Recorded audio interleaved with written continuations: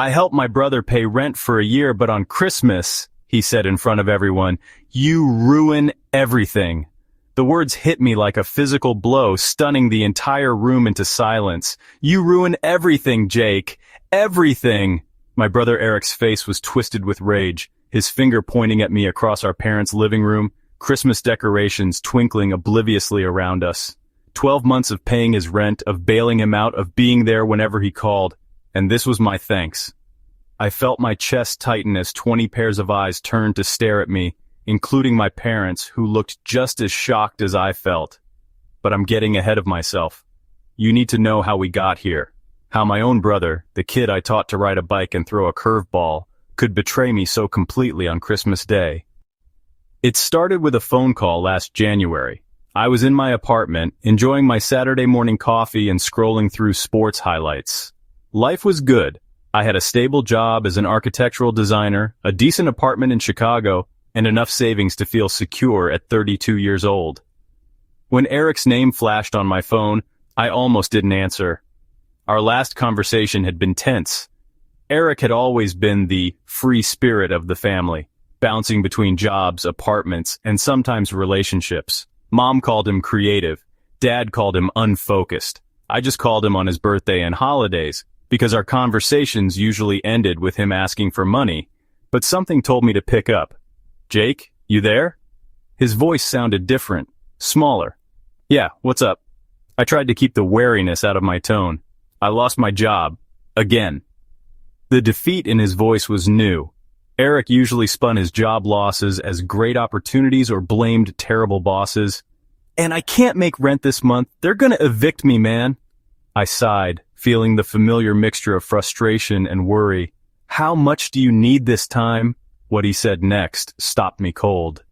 It's not just this month, Jake. I'm behind 2 months already. That's why they're threatening eviction. I need $3,600 to get square, and then I don't know what I'll do next month. His voice cracked. I've got nowhere to go. My mind flashed to our childhood bedroom with the bunk beds. Eric on top, me on the bottom. How he'd reach down in the middle of the night when he was scared, and I'd hold his hand until he fell asleep. He was 29 now, but in that moment, he sounded like that frightened kid again. What about Mom and Dad? I asked, already knowing the answer. They're still helping Melissa with college. You know they don't have extra. Our younger sister was finishing her nursing degree. And I can't tell them I messed up again. Dad will just give me that look. I knew that look. The disappointment that said, why can't you get it together like your brother? Let me think about it, I said, but I already knew what I was going to do. 3 days later, I was sitting across from Eric at a coffee shop. He looked terrible, unshaven, dark circles under his eyes, wearing the same hoodie he'd had since college. Here's the deal, I said, sliding a piece of paper across the table. I'll cover your back rent and pay for the next year. His eyes widened. A whole year? Jake, Let me finish. I cut him off. This is a loan, not a gift. I've written up an agreement. You'll pay me back starting next January in monthly installments? He was already nodding enthusiastically. But there are conditions, I continued. You find a job within 30 days. Any job. You send me proof of job applications, at least 5 per week until you're employed.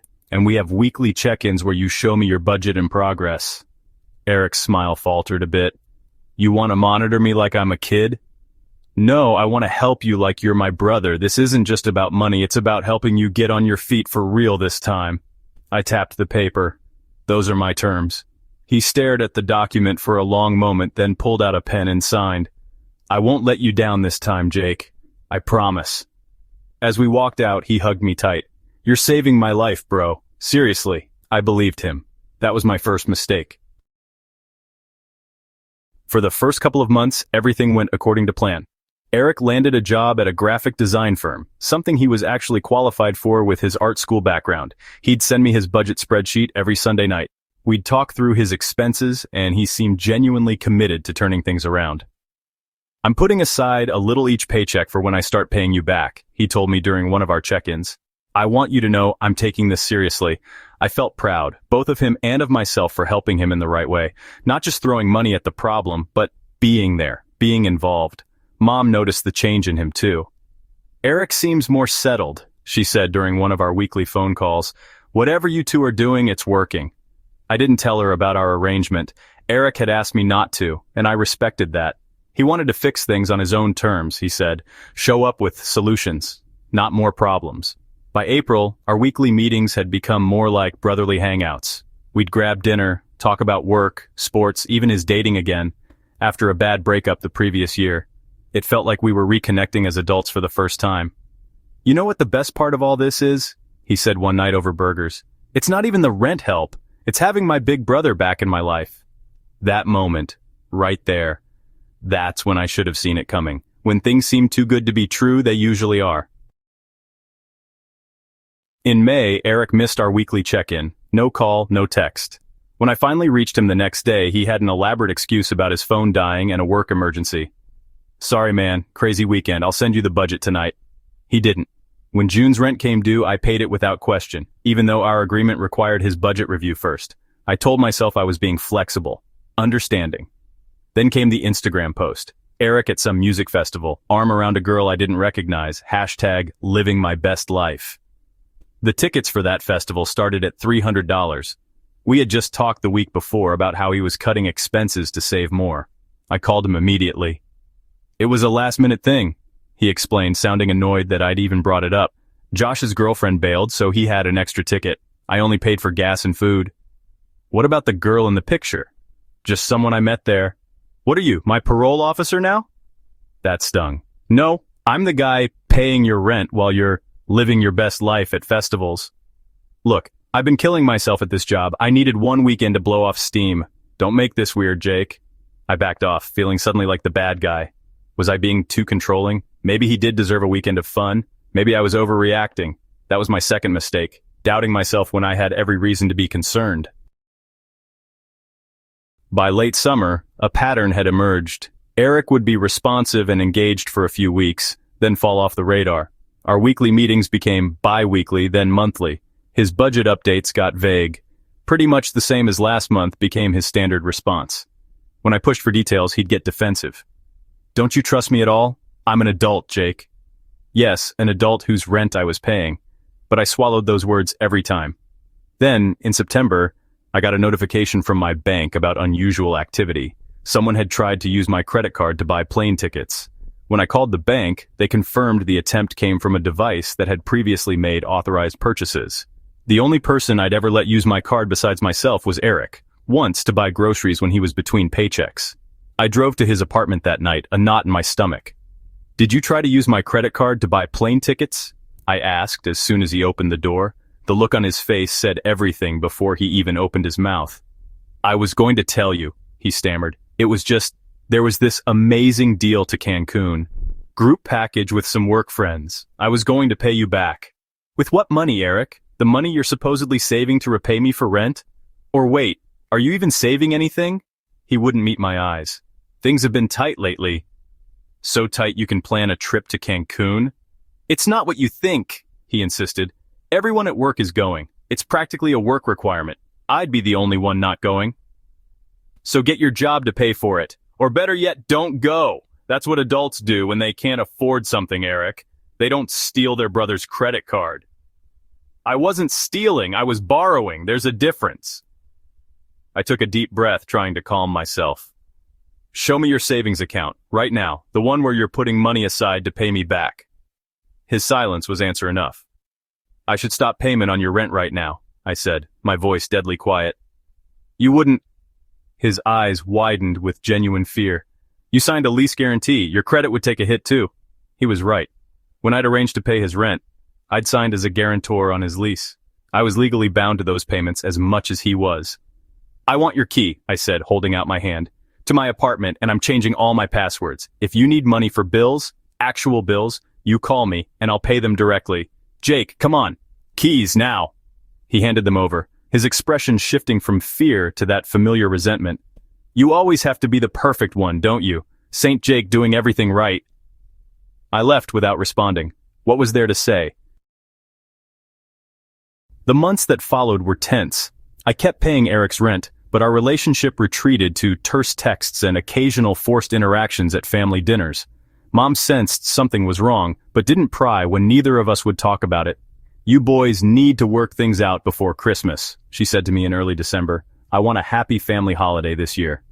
I nodded noncommittally. What could I say? That her younger son had tried to steal from me? That I was counting down the days until my financial obligation to him was over? Then, a week before Christmas, something unexpected happened. Eric called and asked if we could meet for coffee. "I need to talk to you, it's important." We met at the same coffee shop where we'd signed our agreement nearly a year ago. Eric looked better than he had in months, clean-shaven, wearing a new sweater I didn't recognize. "I got a promotion," he said without preamble. "Creative director. It comes with a serious raise." "That's great," I said cautiously. "Congratulations. I want to show you something."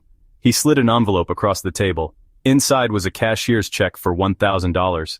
"What's this?" I asked, confused. "The first installment. I know I'm not supposed to start repaying until January, but I wanted to give you something now, to show I'm serious." His eyes met mine. "I know I messed up, Jake. The credit card thing, that was inexcusable. I've been seeing a therapist, trying to figure out why I self-sabotage so much." I stared at the check, emotions warring inside me. Relief, suspicion, hope. "I know one check doesn't fix everything," he continued, "but I'm committed to paying you back every cent. And more importantly, to being the kind of brother you deserve." I wanted to believe him. Maybe the therapy was real. Maybe the promotion was the motivation he needed. "I appreciate this," I said finally. "It's a good start." He smiled, and for a moment I saw the little brother I'd always wanted to protect. "So, we're good for Christmas. Mom's been worried." "We're working on it," I said. It was the most honest answer I could give. Christmas at my parents' house has always been a big deal. Mom goes all out with decorations, Dad makes his famous eggnog, and the house fills with extended family. Aunts, uncles, cousins, my mom's best friend who's basically an honorary aunt. This year was no different on the surface. The tree glittered with ornaments we'd made as kids. The fireplace mantel sagged under the weight of garland and stockings. The air smelled like cinnamon and pine. Eric arrived before me, already playing the role of charming host, mixing drinks and entertaining our younger cousins with stories. When I walked in, he greeted me with a hug that felt almost genuine. "Merry Christmas, big brother," he said, pressing a small wrapped package into my hands. "Don't open it yet, wait for the gift exchange." The afternoon progressed pleasantly enough. We ate Mom's roast beef, pulled crackers, wore paper crowns, and reminisced about Christmases past. Eric was unusually attentive, refilling drinks, clearing plates, being the perfect son and brother. Then came the gift exchange. My gift to Eric was practical, a gift card to a professional clothing store for his new position. He thanked me enthusiastically. When I opened his gift, I found a framed photo of us as kids, arms around each other's shoulders, gap-toothed grins facing the camera. Underneath was an engraved plate, "Brothers and best friends." "Turn it over," Eric urged. On the back he'd written, "A reminder of what matters most. Thank you for everything, your brother always." Emotion tightened my throat. Maybe he really had changed. Maybe this year of struggle had been worth it. The evening wound down pleasantly. Most of the extended family had left, and just the immediate family remained, plus my mom's friend Linda and her husband. We were sitting around the fireplace, lazy from food and warmth. That's when Dad brought it up. "So, Eric, your mother tells me you got a big promotion. Creative director. That's something to celebrate." Eric nodded, smiling. "Yeah, it's been a great end to the year." "You deserve it," Mom chimed in. "You've seemed so much more settled this past year." "Well," Dad continued, raising his eggnog in a toast, "here's to fresh starts and financial independence." I saw something flicker across Eric's face, a tightening around the eyes. "Actually," he said, his voice taking on an odd edge, "I wouldn't call it independence just yet, not when Jake's been paying my rent all year." The room went silent. Mom's eyes widened. "Eric," I warned quietly. He ignored me, turning to our parents. "Did you know that? Your perfect son has been supporting me for a whole year like I'm some charity case?" "That's not," I started. "He made me sign a contract," Eric continued, his voice rising. "Weekly check-ins, budget reviews, like I'm a child who needs supervision." Dad set down his glass. "Is this true, Jake?"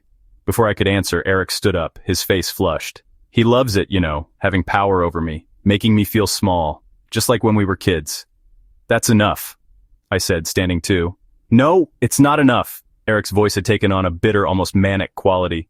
You've all always thought Jake was so perfect, so responsible, but you don't see how he holds it over everyone's head. Eric, you're drunk, Mom said quietly. Maybe we should— I'm not drunk! I'm finally being honest, he was shouting now. Jake doesn't help people because he cares. He does it so he can control them, so he can feel superior. Then came the words that silenced the room. You ruin everything, Jake, everything! The accusation hung in the air like smoke. 20 pairs of eyes stared at me, waiting for my response. My parents looked shocked. Linda was frantically studying her napkin. My sister Melissa looked like she wanted to disappear. I had a choice to make. I could fight back, expose all of Eric's lies and betrayals over the past year, the missed check-ins, the credit card theft, the broken promises.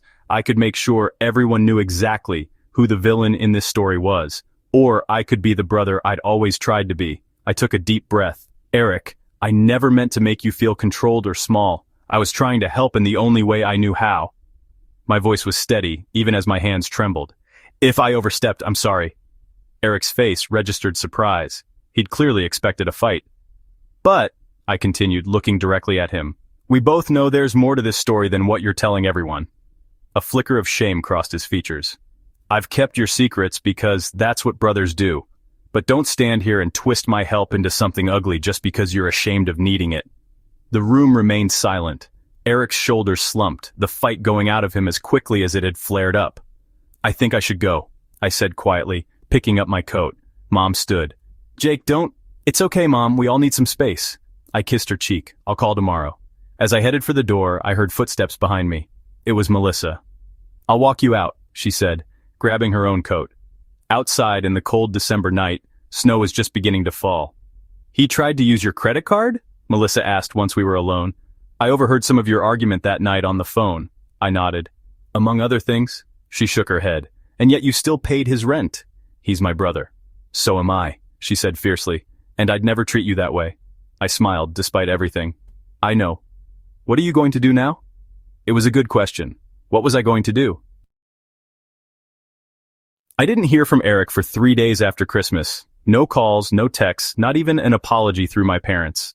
I went about my life, returned to work, hit the gym, watched the end of the Bears season with friends, but the weight of what had happened sat heavy on my chest. Then, on the 4th day, there was a knock at my door. Eric stood there holding a thick manila envelope. He looked terrible, like he hadn't slept since Christmas. Can I come in? He asked, his voice rough. I stepped aside silently. He sat on my couch, the envelope clutched in his hands like a lifeline. I've been trying to figure out what to say to you for days. Start with, I'm sorry, and go from there, I suggested, remaining standing. I'm sorry, he said immediately. I'm so sorry, Jake. What I did at Christmas was unforgivable. Why did you do it? The question had been burning inside me. Was it just the alcohol, or do you really think I ruined everything? He shook his head miserably. No, God no, you're the one person who's never given up on me. He ran a hand through his disheveled hair. It was shame. Pure and simple. Sitting there with everyone celebrating my promotion, my fresh start. When the truth is, I wouldn't have any of it if you hadn't kept a roof over my head. So you decided to humiliate me instead? I decided to make you the bad guy because I couldn't face being the failure. His voice broke. Again. I finally sat down across from him. You're not a failure, Eric. You've got the promotion. You're getting therapy. You gave me that first payment. At the mention of the payment, he straightened and handed me the envelope. That's why I'm here. Inside was a cashier's check for $10,800, the remainder of what he owed me. How? I began. The promotion came with a signing bonus. I was going to use it for a new car, but... He shrugged. This felt more important. I stared at the check, then back at my brother. This is all of it. He nodded, with interest. I don't need interest. I know, but you deserve it. He leaned forward. Jake, I can't take back what I said, but I need you to know that the exact opposite is true. You don't ruin things. You fix them. You fixed me, or at least you gave me the chance to fix myself. I felt the hard knot that had been sitting in my chest for days begin to loosen. I never wanted to control you, you know. I just wanted to see you succeed. I know that now. He met my eyes directly. The therapist says I have issues with authority because of how competitive we were as kids, always trying to live up to the standard you set. I didn't know. How could you? I never talked about it. I just resented you silently and then sabotaged myself to prove I was right to feel that way. He gave a rueful smile. It's pretty messed up when you say it out loud. We sat in silence for a moment. I called mom and dad, he said finally. Told them everything. About the agreement, the credit card, all of it. That surprised me. How'd they take it? About how you'd expect. Mom cried. Dad got very quiet, which is scarier than when he yells. He sighed. But then Dad said something that stuck with me. He said, the measure of a man isn't whether he falls, it's whether he gets back up and makes things right. It sounded like Dad, practical, straightforward, but with an underlying compassion that people often missed. So that's what I'm trying to do, Eric continued. Make things right, starting with you. He gestured to the check. And with myself. I looked at my brother, really looked at him. Behind the exhaustion and the shame, I could see something new in his eyes. Determination, maybe. Or self-awareness. Whatever it was, it felt real. What happens now? I asked. That's up to you. He spread his hands. I'd understand if you need some distance. Did I? Part of me wanted to protect myself from being hurt again. But another part, the part that remembered holding his hand in the dark when we were kids, wanted to believe in second chances. How about, I said slowly, we go back to our Sunday dinners. Just us, no financial talk, brothers being brothers. The hope that lit up his face told me everything I needed to know. I'd like that, he said simply. As he got up to leave, he paused at the door. There's one more thing. What's that?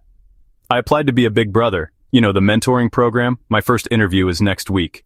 He smiled slightly. Turns out I had a pretty good role model for that after all. After he left, I sat for a long time turning the check over in my hands. It represented more than money repaid. It was a promise kept. A corner turned. I picked up my phone and sent a text to our family group chat. Mom, Dad, Melissa, and Eric. New Year's at my place this year? I'll provide the champagne. The responses came quickly. Mom, we'll bring appetizers. Dad, I'm in charge of music. No arguments. Melissa, only if we can do karaoke again. And finally from Eric, I'll be there. With bells on. Love you all. I smiled. Families aren't perfect. Brothers fight. People make mistakes. But with enough love, patience, and courage to face hard truths, even the deepest wounds can begin to heal. Sometimes the greatest victory isn't in being right. It's in being kind when it would be easier not to be. In offering forgiveness when it hasn't been earned. In believing someone can change even when they've given you every reason to doubt. That's the lesson I learned that year. The true cost of kindness isn't measured in rent payments or loans. It's measured in how many chances you're willing to give the people you love and yourself to get it right. Hope you enjoyed this tale. What did you think about it? And would you have acted the same way? Or have you ever had major family issues over money, betrayal, or other events? Drop your stories in the comments. Let's talk about it. And more importantly, let's learn from it. And don't forget to like, subscribe, and hit that notification bell for more real-life stories you won't forget in a hurry.